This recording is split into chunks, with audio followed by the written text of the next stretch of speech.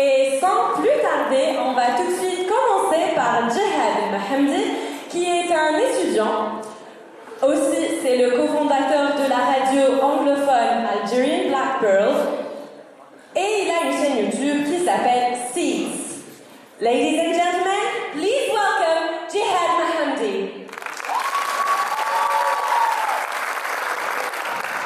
Hi. Oh, by the way, he's going to do his speech in English, so...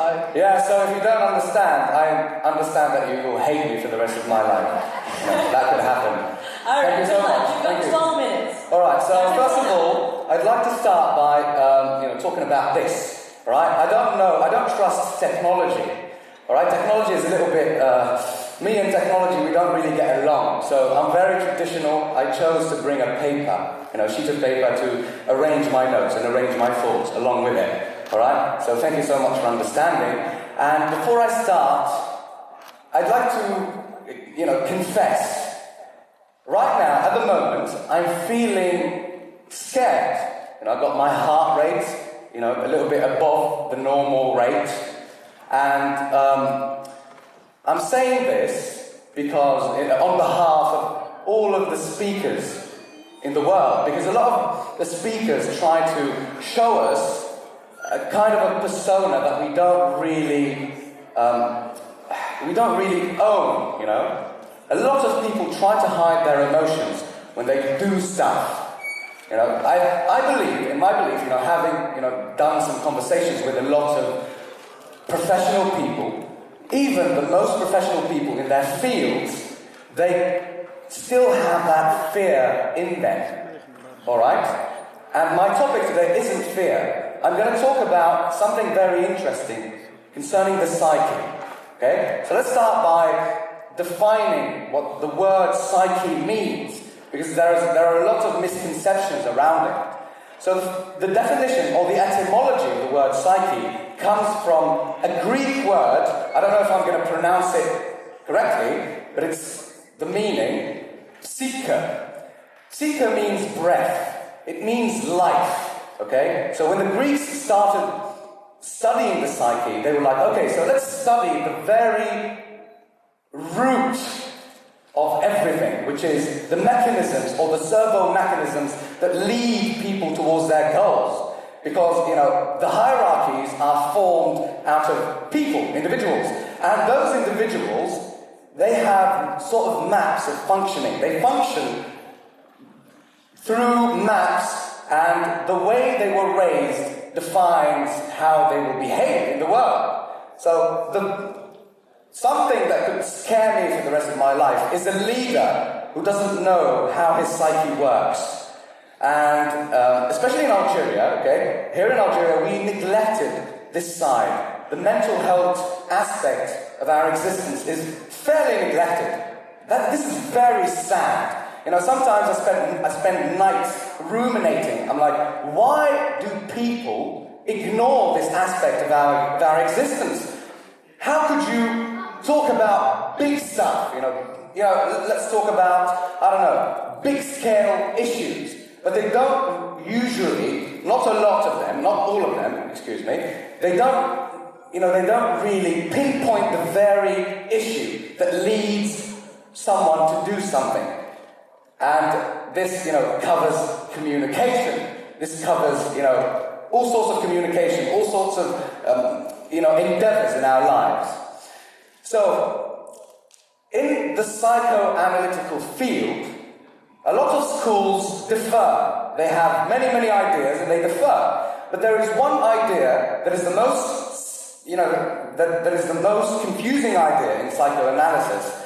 And that is the idea that a human being is not alone in his mind or in his psyche. The psyche is defined as a room full of ghosts. And those ghosts are loosely tied to one another.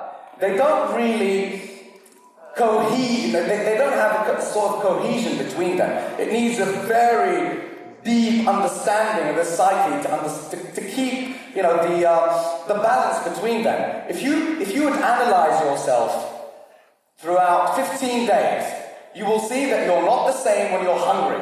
You're not the same person when you are angry. You're not the same person when you have an argument with your lover, with your mother, with your friend. You're not the same when you have these sort of micro personalities. So there is an idea. The word persona, personality comes from persona, which is Latin for mask. Okay, and a lot of us hold this persona, and we try to hold to it. Right now, my name is Jihad. I'm almost 24 years old. I'm delivering a speech. I'm playing the role of the teacher. I'm the one who stands on a scaffold and transmits messages to people and claims that he knows stuff. We don't know stuff. We're not that perfect. So what happens to a human being when he's holding? Oh, I'm not an angry person. Oh, I love this person, but I'll never get angry at this person, and I'll never do something bad to this person. But one day you get angry and you just, slap them in the face, and you're like, oh my God. At night you start ruminating, and you're like, oh my God, how could I hit my lover? I love them so much. I can't, I wouldn't think I would be able to do that. But then here's the understanding. There was a ghost that was triggered from your psyche, from that room. And we are governed not by the persona, but we are governed by what lies underneath. Okay? The idea of the unconscious mind, okay, because we have Carl Jung, he split consciousness into three parts, okay? So we have the conscious mind, the personal unconscious, and we have the collective unconscious. Alright? The conscious mind is everything that is known. I know that I move like this. I know that I'm delivering a speech right now. The personal unconscious is everything that is of trauma, of something that happened to you in your life that you didn't have control over when you were a child. Right? Maybe, excuse me for this, but maybe you got sexually harassed, and that is the most shoved down topic in the world. People don't talk about this, but we should talk about this, trust me. Because if we don't talk about this will lead us from the underground. The precursors, they say that the precursor of the word unconscious or subconscious is Sigmund Freud. But Sigmund Freud, he just, named it otherwise. The symbolic image of the unconscious is the underworld. You can see this in the story of Jonas. Okay, Jonas, he did a mistake and he got swallowed by the whale, all right, by the beast. He spent days in the belly of the beast, and when he did that, he was ruminating. He was thinking about solutions. He was thinking to himself, how did I arrive to this situation? Until he rose from the belly of the beast. That's when the light has been shunned on the very fact that he was mistaken, that he had something leading him from the unconscious mind. All right? Because if we have a trauma, let's say you have a trauma, you can't really talk to people, you can't really socialize with people. You have this thought, okay, this energetic thought which is expansive in and of itself. You say, oh, I'm going to talk to this person. I like this person. I'm attracted to this person. You go talk to that person, then what happens? Another idea comes up from the underworld, from the unconscious mind, and it blocks you. And you're like, oh, you can't do that. Woo! It's depicted like that. It's very dark, and you don't know why it's happening in your mind. So one thing we should do, we should shine the light on these aspects of ourselves. Especially about, men, especially in Algeria, they should not cry. A man should not cry. A man should be always, stiff and strong and, not show his weak side. When in reality it's his human side, I don't know from where did they, bring this idea. They just invented it. Oh, a man goes to war. If your best friend dies, don't cry at the funeral. No, you should cry, mate. Because if you don't cry, you're going to shove that into your unconscious mind, and it becomes a sort of a frustration. And when Carl Jung spoke about this, He said that there is an aspect of our psyche called the shadow aspect. And the shadow aspect encompasses everything that is not accepted. Just like, sexual, undesirable thoughts, like anger. A lot of people who are very, very angry, who can't seem to control their anger, they hate their anger. They're not happy to be angry, even though that's, paradoxical. They think that being angry is something that will hinder their lives. By thinking that way, it will hinder their lives. They won't have any control over it. And the shadow, what it does, it grows up, it wars off on you. You're like, doing stuff, and then the shadow, it manifests itself as a sort of dark, obsessive ideas that you try to, shut down, but you can't, because it's always there. Each time you do that, it gets stronger and stronger and stronger. And one day, frail that we are, human beings, we will do something bad.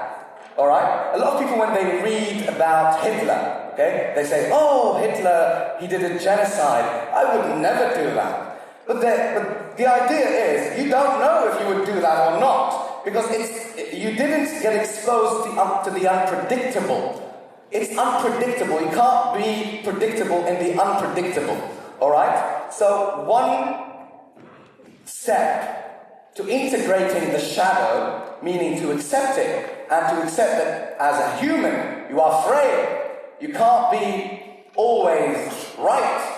You're not your personality, you are what lies underneath it, is to accept these dark sides of yours. When you accept them, it's just like accepting that you have an axe, alright? And that you can, protect your family with that axe and hit someone with it. And, being at the utmost control of yourself. But if you have an axe and you don't control yourself, that's going to be, that's a pickle. That's a very, very difficult position to be in. One step to reach mental health is to shine light on those dark aspects of ourselves. That would be by radical honesty. If you're a man and you want to cry, you feel like you're weak, don't have this, clash of ideas with other people. Don't be very, very competitive. Just accept that sometimes you feel sad, man. It's okay to cry.